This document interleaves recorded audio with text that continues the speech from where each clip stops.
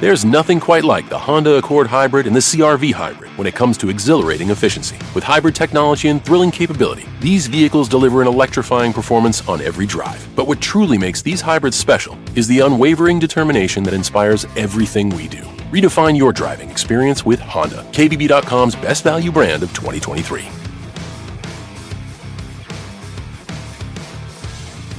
Based on 2023 brand image awards from Kelly Blue Book, visit KBB.com for more information. I'm your host, Annie Bowles, and this is News du Jour.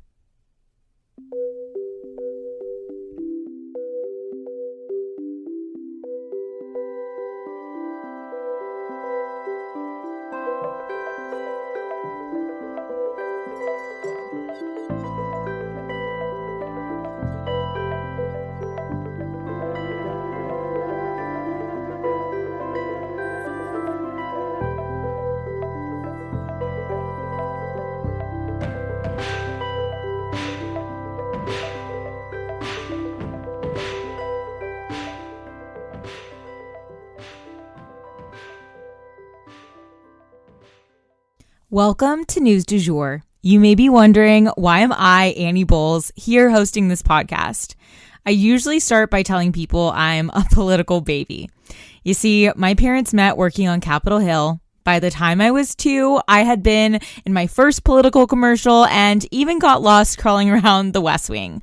Don't worry, Al Gore found me.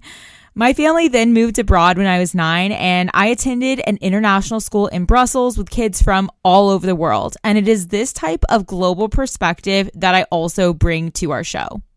I graduated from American University in DC after studying political science and art history, as well as interning on both sides of Capitol Hill. I even interned down the hall from where my parents met. I'm now pursuing a professional certificate in journalism at NYU in conjunction with Rolling Stone magazine. I guess I was always that friend in the group who cared deeply about not just what was going on politically, but also globally.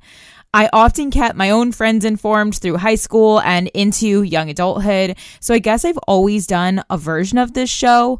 I'm genuinely passionate about following the news, and I'm here to break it down for you guys every weekday. We always strive to be a calmer space to get your news. Or, as one listener put it, like getting your news from a well-informed bestie. I'm so glad you're here. All right, guys, my child has been in school for 2 days in a row. We are hitting the ground running. I feel like a new woman. It is so crazy how these snow days can really affect you as a working mom. And for the record, I think all moms work, but there's some of us who also have an outside job. So I don't know what the right term for that is, because whenever I post that I'm a working mom on social media, you guys come for me and say all moms are working moms. And what's hard is I so agree with that, but I need the right term for those of us who also have a job outside of motherhood. So if you guys have good language around that, send it my way. But I will say today is a light news day. We've had a couple light news days in a row, so like knock on wood. I feel like that's like saying the ER is slow on Grey's Anatomy. Then of course all shit's gonna hit the fan. Anyway, I am going to go over today what happened in New Hampshire. It is just, a pretty mild update. You guys probably know the broad strokes there. And then a plane crash in Russia that's been raising some eyebrows. And then we're going to discuss Hillary Clinton weighing in on the Barbie movie to do with the Oscars. Let's jump in. So as you guys have probably heard by now, Trump has won in New Hampshire for the primaries, and he didn't win by a little bit. He won big in New Hampshire. But one of the biggest takeaways from the night, from my perspective, from listening to a bunch of different coverage of this particular race, there was a lot of exit poll sort of correspondence that was happening, a lot of interviewing people as they were leaving the polls. And the theme for me that I saw was that nobody was happy with the options right now. Most voters being polled seem to shrug their shoulders, sigh, and kind of bemoan their various options. There were I don't even think there was one who I saw who was excited. I did see some coverage of a guy who had Trump tattooed onto his calf. So I feel like, there's certainly those people who are excited about Trump, but those weren't the people who I was seeing just being interviewed, randomly picked. Most of the voters that I saw, the vast majority, were not enthused, and even some of the Trump supporters seem to kind of come with qualifiers, like they didn't like his tone or his bombastic character, but they liked his policies, and they always, sort of had something attached to the idea that they're voting for Trump. You definitely got the sense that most people were kind of holding their nose as they cast their votes, unhappy with every choice for different reasons. And obviously, the younger you go, the more that sentiment comes through. And a lot of young people were simply writing in ceasefire in New Hampshire rather than voting. So that was a really interesting thing that happened. I don't have numbers on how many people wrote that in, but that was something that happened to a degree that people were taking note. So just wanted to share those updates with you guys, and we will continue to update you throughout the primaries. And then we'll head over to that plane crash in Russia. So as we know, plane crashes are a preferred way for Putin to take out his adversaries. It's probably why he prefers to travel by train. But anywho, a plane carrying 65 quote-unquote prisoners of war mysteriously crashed yesterday, killing everyone on the flight, according to the AP.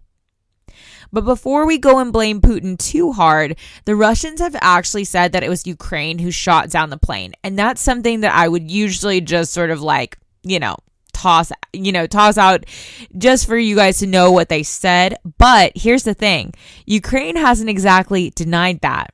They said in response they have every right to shoot down Russian military planes, and that they did not know that the prisoners were going to be landing in that airport, which makes me feel like the whole thing really was a tragic accident.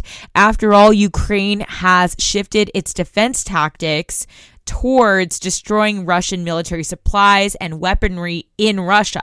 Like we covered yesterday, they recently blew up some oil tanks so as to ground planes and other vehicles. So it actually sounds pretty reasonable that this could have been a Ukrainian accident, and a pretty tragic one. So lastly for today, we are going to head over and discuss Hillary Clinton weighing into the Barbie Oscars situation. So as I mentioned yesterday, Barbie was nominated for 9 different categories at the Oscars, but Hillary Clinton took to Instagram to post a hot pink tile that read, quote, "Greta and Margot. While it can sting to win at the box office but not take home the gold, your millions of fans love you. You're both so much more than Ken enough," which she spelled like capital K and then enough, #Hillary Barbie, end quote.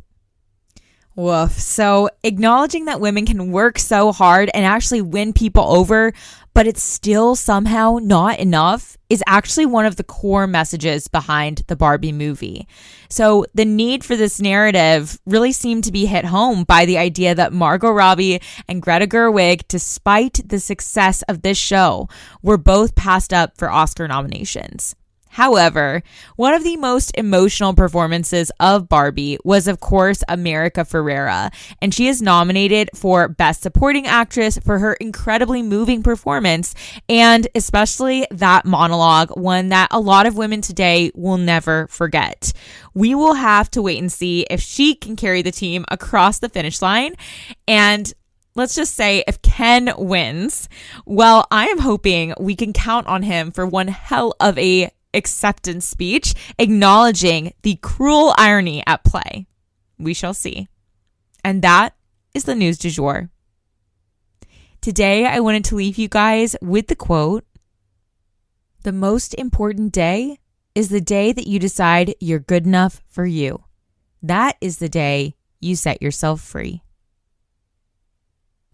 If you enjoyed this episode, please subscribe on whatever podcast platform you use to listen. A rate and review on that platform or a shout out on social media would mean the world to us and help us to be able to keep creating the news du jour and reach more people who need a calmer space to consume the news. But the best way to support all of our work is to become a patron at www.patreon.com/Sugar-Free Media, and that is also linked in our show notes. You can follow us on social media at newsdujour.podcast on both Instagram and TikTok. You can follow my personal account at It's Annie Bowles on both platforms as well.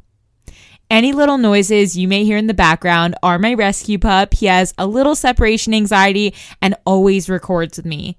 We appreciate you listening and look forward to telling you about the news again next time on News du Jour. Broadcasting from